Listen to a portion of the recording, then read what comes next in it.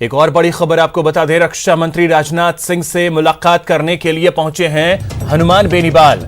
अचानक से ये मुलाकात का कार्यक्रम जो है वो तय हुआ है। जयपुर से दिल्ली पहुंचे सांसद हनुमान बेनीवाल। नागौर में सेना भर्ती रैली मुद्दे पर चर्चा करेंगे। तो ये बड़ी खबर आपको बता दें, सियासी संग्राम के बाद परिस्थितियों पर चर्चा होगी। जो सियासी संग्राम के बाद स्थिति बदली है उसको लेकर। तो इस वक्त की यह बड़ी खबर, रक्षा मंत्री राजनाथ सिंह से मुलाकात करने के लिए हनुमान बेनीवाल अचानक पहुंचे हैं। अचानक से उनका यह कार्यक्रम बना और उसके बाद वो जयपुर से दिल्ली पहुंचे।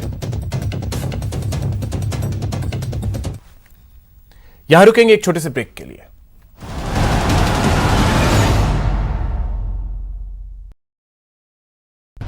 और सवाल उठाने से ही मिल पाएगा जवाब। उनकी चिंताएं किस तरह की? आप कोरोना से लड़िए, आपके लिए हम करेंगे कोरोना पर हर एक सवाल। प्राइम डिबेट सिर्फ न्यूज़ 18 राजस्थान पर। देश के दिल की हर बात अपराध की, अपराधियों की, बात समस्या की, समाधान की, बात होगी हर एक सियासी घमासान की। करेंगे आपसे हर बात पहुंचा।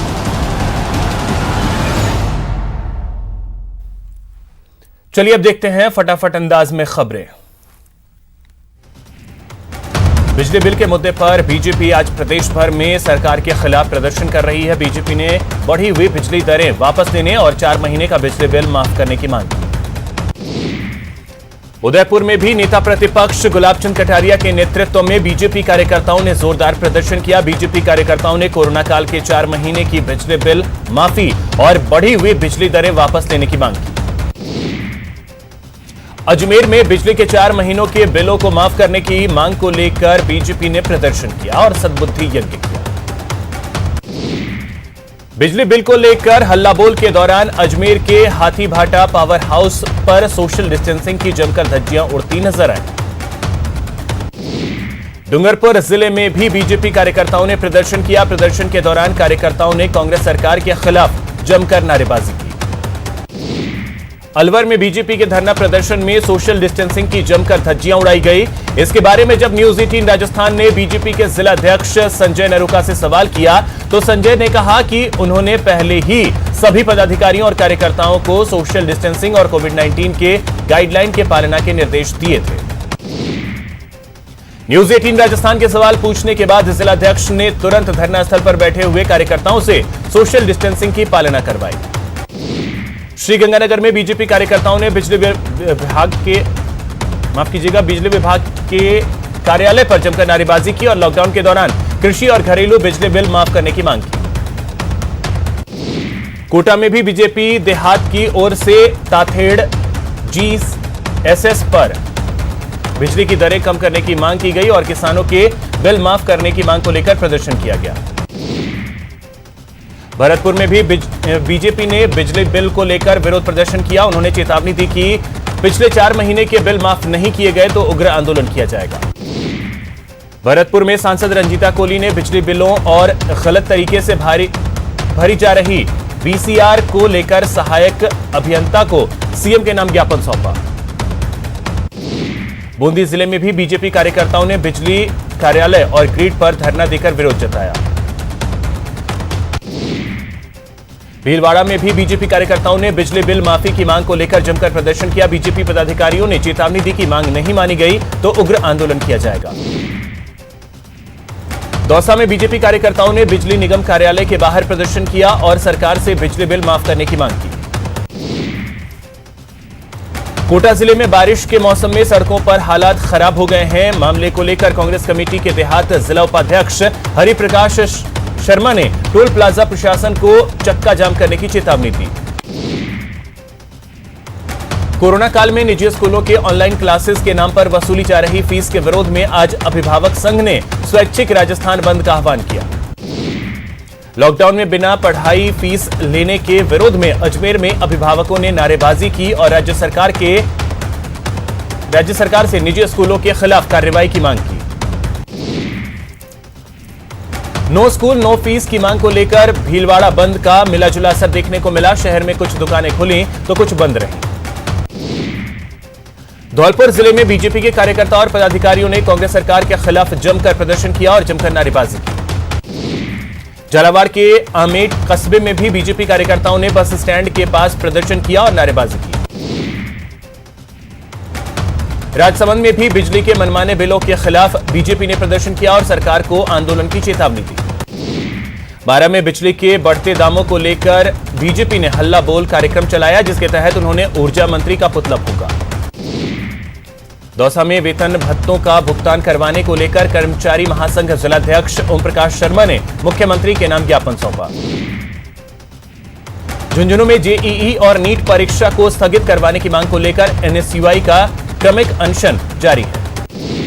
श्रीगंगानगर में किसानों ने मांगों को लेकर सर्किट हाउस पर प्रदर्शन किया और संभागीय आयुक्त को ज्ञापन सौंपा। करौली में बिजली की बढ़ती दरों को लेकर बीजेपी के पदाधिकारियों और कार्यकर्ताओं ने प्रदर्शन किया। डूंगरपुर के बोडियागामा गांव में एक विवाहिता ने फांसी लगाकर आत्महत्या कर ली। मृतका की 9 महीने पहले ही शादी हुई थी। मामले में मायके पक्ष ने ससुराल पक्ष पर प्रताड़ना का आरोप लगाया है। कोटा में एक युवक ने अपने ही घर में फांसी का फंदा लगाकर आत्महत्या कर ली। बताया जा रहा है कि युवक कई दिनों से मानसिक रूप से परेशान था। सवाई माधोपुर में एक युवक का शव फंदे से लटका हुआ मिला है। हालांकि अभी तक शव की शिनाख्त नहीं हो पाई है। भरतपुर में ट्रेन के आगे कूदकर विवाहिता ने खुदकुशी कर ली। ये बयाना हिंडौन रेल मार्ग पर पीलूपुरा गांव के पास का मामला है। अलवर जिले के ढाई पैड़ी के पास सीमेंट से लदे ट्रॉले ने स्कूटी को टक्कर मार दी, जिससे स्कूटी सवार की मौके पर ही मौत हो गई।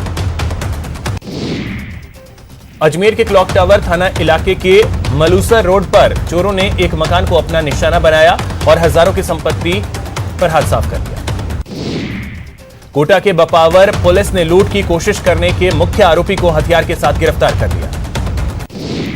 भरतपुर जिले के कामा थाना क्षेत्र के गावंडी में एक डॉक्टर की पत्नी के साथ दुष्कर्म का मामला सामने आया है। पीड़िता के पति डॉक्टर ने जुरहरा थाने में अपराधियों के खिलाफ मामला दर्ज करवाया।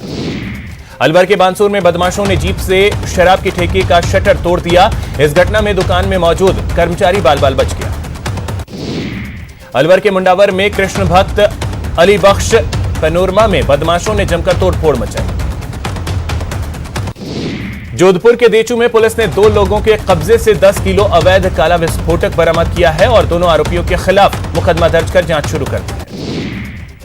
जोधपुर के खांडा फलसा थाना चौकी से महज 50 मीटर की दूरी पर स्थित बाबा रामदेव के प्राचीन मंदिर में चोरों ने देर रात चोरी की वारदात को अंजाम दिया। अलवर के भिवाड़ी पुलिस ने 2 करोड़ रुपए के तांबा से भरे ट्रक की लूट के मामले में 7 माह से फरार चल रहे आरोपी को गिरफ्तार कर लिया। अलवर के रामगढ़ पुलिस ने हथियार तस्कर को गिरफ्तार किया है। उसके कब्जे से बंदूक और देसी कट्टा बरामद किया गया।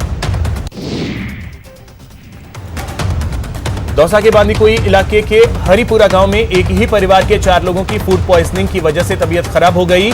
सभी को अस्पताल में भर्ती करवाया गया। मध्य प्रदेश में जबरदस्त बारिश से चंबल के बांधों में पानी की आवक तेज हो गई है।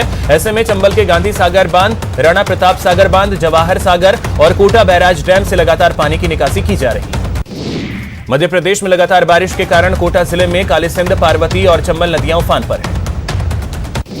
कोटा के गांधी सागर में अब तक 5 लाख क्यूसेक से ज्यादा पानी की आवक हो चुकी है। जल निगम ने 14 गेट से अब तक करीब 3,27,000 क्यूसेक पानी की निकासी की है। कोटा बैराज डैम के अपस्ट्रीम में भारी पानी की आवक होने से अकेलगढ़ वाटर फिल्टर प्लांट के रॉ वाटर पंप 12 घंटे बंद पड़े हैं, जिसके कारण आधे शहर में पेयजल की संकट पैदा हो गई है। बारां में भारी बारिश से पार्वती नदी उफान पर है, जिससे बारां शहर के नजदीक हनोतिया गांव टापू में तब्दील हो गया। उदयपुर में बारिश का दौर लगातार जारी है। सुबह से ही रुक रुक कर बारिश हो रही है। उदयपुर के विश्व प्रसिद्ध पिछोला झील अब पूरी तरीके से लबालब हो चुकी है, जिसका पानी अब फतेह सागर झील की ओर डाइवर्ट किया जा रहा है। बाड़मेर जिले में भारी बारिश ने शहर को पानी पानी कर दिया है। जलभराव के कारण लोगों को परेशानी का सामना करना पड़ रहा है। सिरोही जिले में बारिश के बाद लोगों को भारी दिक्कतों का सामना करना पड़ रहा है। लौटाना गांव में तालाब की पाल टूट जाने की वजह से कई गांव में पानी भर गया। जैसलमेर शहर और आसपास के इलाके में लंबे समय बाद तूफानी बारिश के बाद किसानों के चेहरे खिल गए हैं। वहीं कई लोगों के लिए यह समस्या भी लेकर आई। भरतपुर कामा क्षेत्र के गांव सहेड़ा में बरसात का पानी घुसने से मकान गिर गया। झुंझुनू शहर के नयासर गांव